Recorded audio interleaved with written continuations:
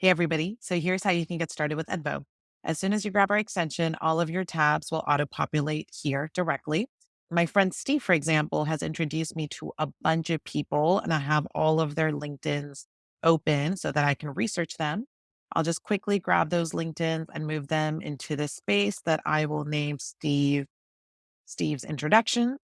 And when I jump into this space, those LinkedIn's will be available to me in this group. And maybe I just want to quickly grab this spreadsheet as well and the email introduction that Steve made with Jen.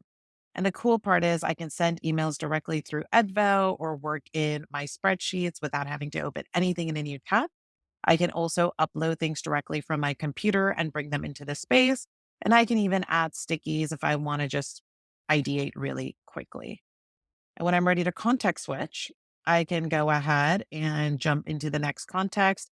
And everything related to that context, no matter where that information lives, will populate so I can pick up where I last left off. So if you'd like to create space for all of your information and save yourself hours every single day, come check out Edvo.